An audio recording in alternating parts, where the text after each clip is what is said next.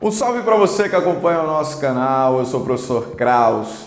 Estamos aqui para bater um papo muito, mas muito importante para quem está se preparando para o Enem, como você, que deve estar um pouco preocupado, porque de repente acha que não estudou o suficiente, ou de repente não é achismo, não deu aquela atenção devida às ciências humanas e aí está precisando dar aquele up necessário em filosofia e sociologia.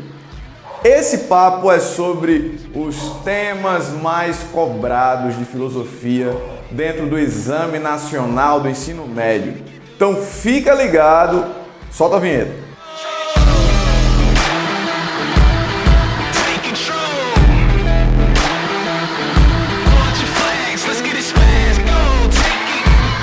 Chega mais! Sem mais delongas e blá blá blá, eu quero que você dê uma sacada aí na tela. Vê só quais são as temáticas mais cobradas ao longo dessa trajetória filosófica do Exame Nacional do Ensino Médio. Confere aí. Então você deve dar uma sacada que em destaque aparece o tema ética e justiça, no topo do ranking. Aí, no segundo lugar, tem natureza do conhecimento. Depois tem uma discussão muito forte, que até interdisciplinar muitas vezes, sobre democracia e cidadania. Ainda temos filosofia contemporânea, moderna e antiga. E aí, em antiga, é importante também a gente destacar que não temos discussões apenas sobre Sócrates, Platão e Aristóteles. Nos últimos anos, a filosofia helenística vem sendo cobrada.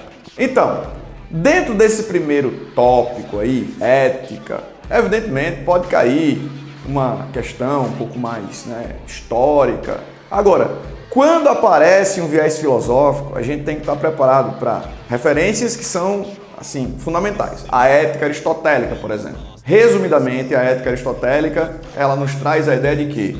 De justa medida, de equilíbrio, de bem comum. Aristóteles associa a definição do que é certo, aquilo que é eticamente prudente a ser feito, como algo que é fruto de um exercício filosófico, racional, onde o indivíduo vai calcular como é que fica bem para ele e bem para o outro, bem comum.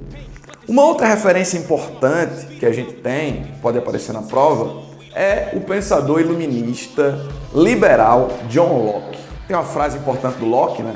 Onde não há lei, não há liberdade. Então, Locke, ele associa muito essa concepção do certo à obediência às leis. Então, a gente tem uma ideia de certo ou de ética, dever. Então, a gente vem Aristóteles, bem comum, Locke, dever. A gente tem uma outra referência também importante que a gente pode destacar, que é a utilitarista. Para o utilitarismo, e aí a gente tem em destaque o pensador britânico Jeremy Bentham e um outro britânico, John Stuart Mill. Então, para os utilitaristas, é importante que a gente reflita sobre a utilidade da ação como garantia de quê? Do bem-estar, do prazer e da felicidade da pessoa, sem com isso causar grandes danos ou prejuízos para a sociedade. Embora essa atitude prazerosa, ela possa causar algum tipo de dano para o próprio indivíduo. Então, qual é a ideia? Qual é a equação aí da ética utilitarista? Trazer um bem para o indivíduo, sem causar prejuízo para a sociedade, ou trazer o mínimo possível para garantir a felicidade da maioria, embora essa ação ela possa trazer algum tipo de prejuízo para a própria pessoa, saca? Então, não seria o 50-50 de Aristóteles, seria algo 70 para o indivíduo, bem-estar, 30, pensando na sociedade, 80, 20, algo do tipo. E também precisamos pensar, até apareceu recentemente no Enem, mas aí serve também para, enfim, um eventual vestibular ou até para o próprio Enem cobrar, que é a ética kantiana. Em Kant, é importante que a gente entenda que o imperativo categórico está acima do hipotético. O que significa? Significa que aquilo que é hipotético é aquilo que é um fim em si mesmo, pensando um benefício pontual para a pessoa. Kant vai dizer que essa ação não é correta. A ação correta é aquela que pode ser universalizada. Então, se a minha ação pode servir como modelo, como exemplo, tá certinho eticamente. Caso contrário, não serve, certo? Então, para Kant seria pouco esse discurso aristotélico, o discurso do Locke ou o discurso utilitarista. Beleza? A segunda discussão ela é bem moderna, que é a natureza do conhecimento, que é aquela polêmica envolvendo racionalistas e empiristas. Aí você fica ligado que os racionalistas, eles vão defender nessa ideia de como é que o ser humano pode obter o conhecimento. Eles vão defender o protagonismo da razão sobre os sentidos, racionalistas, como Descartes, Spinoza, Leibniz, que são os mais importantes pensando na prova como Enem, com o perfil do Enem. E os empiristas, nessa relação razão-sentidos, eles vão defender o contrário, que é o protagonismo dos sentidos e da experiência sobre a razão. E aí vão se destacar pensadores como o próprio Locke, que além de iluminista, liberal e contratualista, era empirista. O cara que popularizou o empirismo a partir da expressão da tábula rasa, que é como se a mente humana fosse uma folha em branco, cujo conhecimento vai sendo escrito a partir da experiência. Então Locke foi um grande empirista, Hobbes foi empirista, Francis Bacon, um dos pais da ciência moderna, também era empirista. E nós temos também o empirista radical, David Hume. Inclusive, muitos desses pensadores já foram abordados aqui no canal e você pode dar uma sacada para poder ficar mais por dentro do pensamento deles. Então, o grande embate é racionalismo, empirismo, nesse segundo tópico, que é a natureza do conhecimento. Beleza? E nesse terceiro, democracia e cidadania, essa discussão ela pode ter um viés mais histórico, olhando lá para a antiguidade.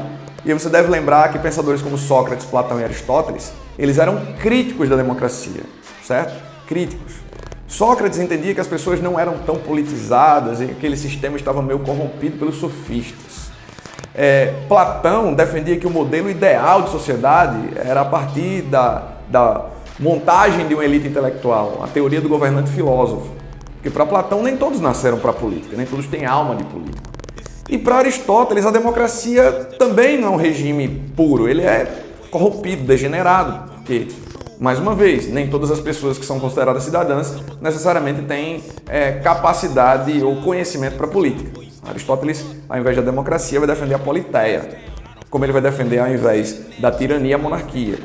E, ao invés da oligarquia, a aristocracia. Mas nessa discussão sobre democracia, a gente também pode encontrar um pensador como Habermas, por exemplo, que defende uma democracia deliberativa, ou como o próprio Rousseau, que defendia uma democracia direta, certo? Então, esses três temas de filosofia são os temas mais fortes ao longo da história do Exame Nacional de Ensino Médio e criam aí uma forte tendência para a prova que vocês vão fazer, que você vai fazer agora, esse ano. Então, fica muito ligado. Uma outra coisa que eu quero, assim, para dar uma força, é o seguinte: se você quiser receber por e-mail umas questões para dar uma exercitada e tal, aí você deixa nos comentários o seu e-mail, que o professor Kraus aqui preparou aí uma paradinha bem massa para você dar uma olhada nas questões, modelo Enem, dar uma exercitada nessa prova. Continue acompanhando o nosso canal.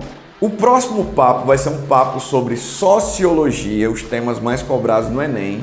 Então você fica ligado, aí você já ativa as notificações para quando o vídeo aparecer, você receber a notificação e ficar ligado, ficar por dentro desse papo aqui. Compartilha esse conteúdo também com a galera, deixa aqui sugestão, dúvidas, se tiver alguma dúvida pode deixar aqui, na medida do possível, mesmo com a correria eu vou responder, certo? E tamo junto, eu tô torcendo pelo teu sucesso. Se inscreve, deixa o like para que a gente possa construir uma resenha bem grande aqui no canal, beleza? Um grande abraço e até a próxima.